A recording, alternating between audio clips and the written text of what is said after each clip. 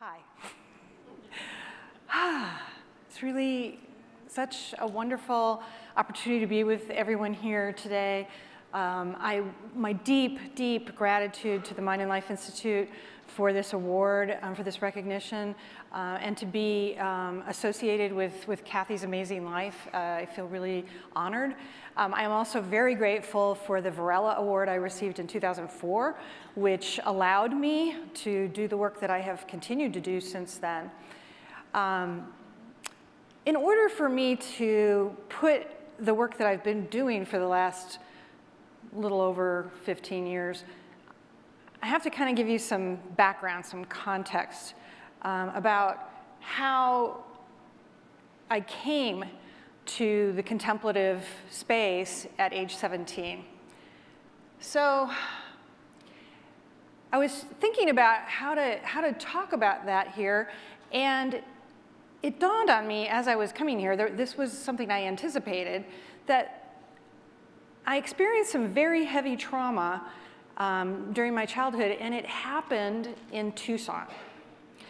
And so when I knew I was coming here, the presence of Tucson, Tucson had in my mind a connection with that past. And so on Friday, I drove down there. And I hadn't been to Tucson in over 25 years, because obviously I like to avoid pain, so I avoid Tucson. So being in Tucson was an interesting experience. It felt like charnel ground for me. And so I found this quote that for me, that Rinpoche, Trungpa Rinpoche came up with. It really embodied how my own practice evolved from this charnel experience. So rugged and raw situations, and having accepted them as part of your home ground, then some spark of sympathy or compassion could take place. You're not in a hurry to leave such a place immediately. You would like to face the facts, realities of that particular world. So I spent my early childhood in Ann Arbor, Michigan. My father was a professor at the University of Michigan. We lived in one of those leafy, beautiful neighborhoods of Ann Arbor. But my mother had borderline personality disorder, and she was very confused and decided that she wanted to live in Tucson. So she moved to Tucson, and my father drove us across the country, my two sisters and I, in a 1957 microbus. You know, anybody that knows Michigan, if you own a microbus in the 50s and 60s, you were really weird. So my dad was kind of strange. But we had a great time. We drove all the way across the country. We ended up in Tucson, and Tucson at the time for me was quite a shock, because it was such a contrast to the environment I had been in Ann Arbor. It was very barren, and it was very cold, and it was very desolate. Like, everything seemed that way. And also, it was kind of grimy and grungy, which wasn't something I was used to. And then something was going on that I didn't understand, but my father left and went back to Tucson, and then he suddenly died of an aneurysm, leaving my sisters and I in this grumby place where we didn't know anybody and we had no family, with a mother with borderline personality disorder and alcohol and drug problems. So between that time, which right around my 9th birthday, until I was 15, we kept moving, we kept changing schools. My mother just spiraled down, and she ended up committing suicide. So at age 15, my world was completely shattered.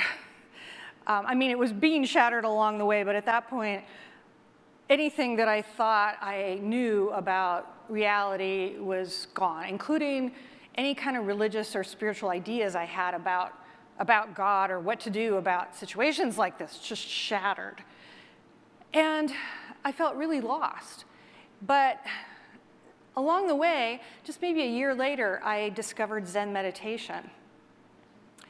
And for me, the practice of meditation really helped me, and also the philosophy around Buddhism allowed me to recognize that this stability of reality that I thought I knew was an illusion. Now, that's not something you can actually comprehend right away. I feel like I'm still learning that. But just to even know that there was a possibility to live in a world where things were not stable, and to be able to accept that, for me, was really huge. So from then on, I became very committed to helping kids like me recover from these kinds of traumas, because today, and actually even back then, there's many people in the world experiencing very similar traumas everywhere. And often in our society, people who have these experiences are shunned or are pushed aside or ignored, or, you know, and if you're like me, I'm a good dissociator, and so I can make myself really invisible easily. And so that's how I coped in a classroom in a school, was just to kind of disappear. And it wasn't great for learning, because when you disappear, you forget, you're not paying attention to what the learning is going on. And and teachers would get mad at me because I wasn't paying attention. But I didn't have wasn't a lot of adult support for me during that time. So at that point, I really committed myself. I said, I really want to make the world a better place. I want to do something to help children. So I became a Montessori teacher. And when I started teaching, I integrated contemplative practices into my teaching from the very beginning, and this was starting in 1980. And what I discovered for myself was that my own mindfulness or presence or compassion, whatever that state we want to describe is, can be, and this sounds really weird in a scientific talk, but it can be transmitted. You know, and we don't know how to measure that, but there's something you can feel, especially in a classroom, that if I'm grounded and calm and present, it's kind of like it has a ripple effect on the rest of the kids and the environment and the classroom. So I experienced this myself personally, and then I went and started teaching in a teacher education program. And I supervised student teachers, and that entailed observing many classrooms, day after day after day. And I started seeing something really interesting, because I had been working so hard on bringing the contemplation into my own classroom, I didn't realize what the classroom looked like without it. So I started watching these other classrooms, and I noticed this. I started to see that the classroom, how many people here have ever been a teacher? Okay, yeah, a lot of you, okay. So you're in this room. If you haven't been a teacher, just imagine this. You're in this room with 25, 30 young people. None of you can leave the room. You can't even leave the room to go to the bathroom. Now, you're supposed to be in control of these young people, which we all know is completely impossible. And you are supposed to be delivering content to them. So you have to keep the content in your mind. Where am I on my lesson plan? What time is it? When does the bell ring? And so it's incredibly attentionally and emotionally, because all the emotions bouncing around in this space where nobody can leave, right? So as a teacher, I can't regulate myself with any privacy. So when I do get frustrated, when I do get dysregulated, when I start to feel uncomfortable, I don't have any privacy to manage that. It can be really intense. When I was in Dharamsala in March and I shared my research with His Holiness, I showed these slides and he laughed. And this picture was taken then. He said, "It makes me stressed out just looking at the picture."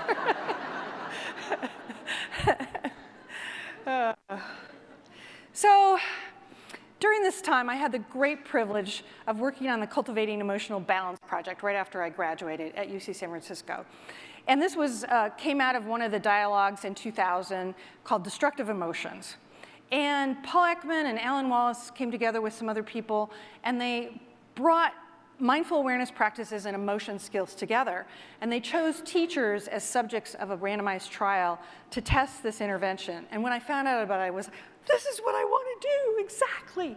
So I connived my way into that project by not letting her say no, just kept bugging them. And I ended up becoming the project director of that project. And I attended every single one of the CEB trainings and got really familiar with it. Now, we showed great impacts on the teacher's well-being. That was self-reports, biological, it was a huge study. Anyway, but I was really interested in, does this change their behavior? Does this help them cope with that crazy classroom that has all these, how can that help them be better in the classroom? And how might that help students? So Mark Greenberg, who's here somewhere, and we reviewed this literature to try to create a theoretical model to build research around what are the factors in teachers that can promote these great things that we're all working towards. And if you want to learn more about it, this 2009 paper has become a real, it's really highly cited, and a whole bunch of research has grown from this one paper, which is really rewarding. And the research I'm going to show you today is also a building on this model. So when we reviewed this literature, we discovered what we called a burnout cascade. These demands that I showed you in that slide can create emotional exhaustion, which leads to reactivity. You become highly reactive. And then that disrupts the classroom even more. So that was the thing that I saw, was that teachers in their own reactivity were disrupting their own classroom, but the perception they had was the students were doing it. And to try to explain to somebody that that's happening is really difficult. and that's what really drove me to do this research, so that I could figure out how to help these teachers.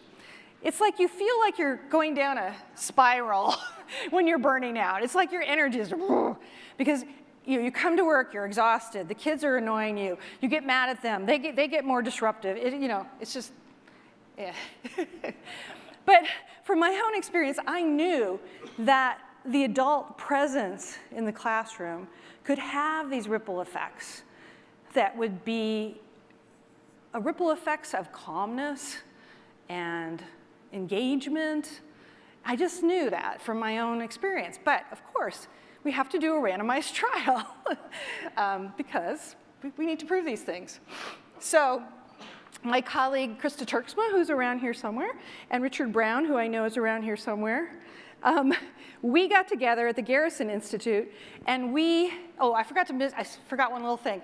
I did a study with my Varela Award money to see if CEB would change the teacher outcomes, and it didn't.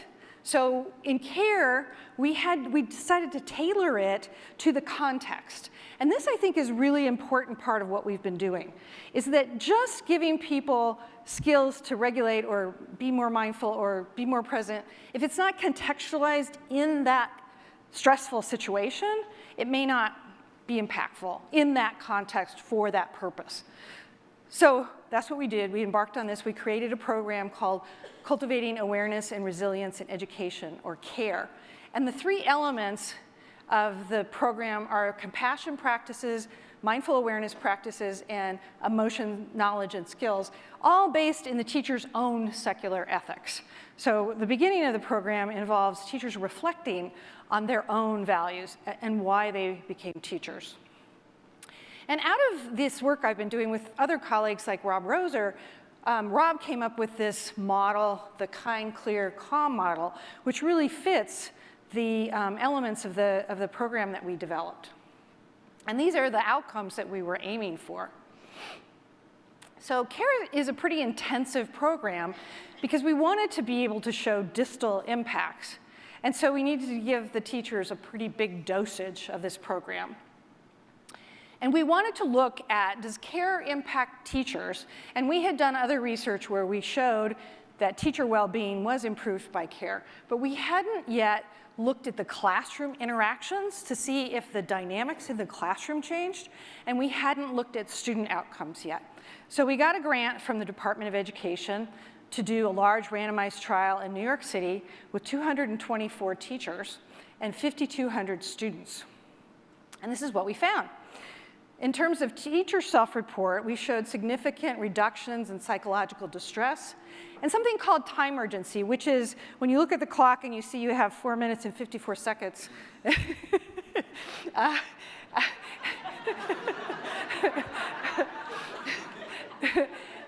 Emotion regulation and mindfulness. And mindfulness, we use the FFMQ, and I'm always amazed that we keep finding the impacts on this measure because I've been highly skeptical of it, but we keep finding impacts. And the improvements continued in psychological distress, emotion regulation, and mindfulness across a whole year. They kept improving on those dimensions. In the classroom, we used a measure called the class, which looks at domains of interactions.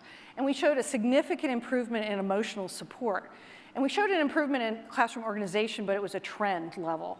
But when you look at emotional support, it was really positive climate, positive emotional climate, and teacher sensitivity that was driving the improvement in that domain. Then we asked teachers to report on all their students. And we showed a significant impact on engagement in all of the students across the board. But we didn't expect all of our students to be impacted by care, because any of you who've been a parent or are a parent, you know if the kid is doing okay, if they're doing fine, whether their teacher is a little more present or not is not going to make a huge difference. But kids who are at most risk, kids who are in most need, like I was, are the ones that need a teacher to be there for them and show up completely for them. So if we looked at just the kids with low social skills, they improved in reading competence. I thought that was really amazing. And it makes sense because if you're hypervigilant or you're socially awkward, it's really hard to immerse yourself into reading because you're not feeling safe. Another outcome we found that's really interesting is this mindfulness measure seemed to moderate other student outcomes, like low mindful teachers, their students improved in motivation, and they also improved in reading competence. So we could think about mindfulness as maybe, or mindlessness as a risk factor for teachers. So this was just the beginning of not proving, but supporting the understanding that we have about the critical importance of the teacher's own well-being, presence, compassion, calm, clear kindness in the classroom. And now the Compassionate Schools project we are doing in Louisville, we've been reinventing health and PE education. And this has worked out really well because in the education world, that curricular area has been really neglected for a long time. They're still playing dodgeball, you know? If you were like me, I hated dodgeball. Like, dodgeball triggered me like crazy to get hit by a ball. I was like, I would get hit right away so I could go sit down. So we combined mindful awareness practices that were developmentally appropriate, some of which I had been experimenting with long ago. Yoga, and my colleague Alexis Harris, who's around here somewhere, she is this yoga teacher master. I don't do the yoga thing, she does. So I have to give her all that credit. And then we also investigated how to teach improved nutrition. And we discovered some practices for helping kids be more aware of what they're eating and feeling. So it's a kind of a mindful eating experience. And we've been testing it. And we're really excited about how it's going. And eventually, it will be freely available online when we're done with all this.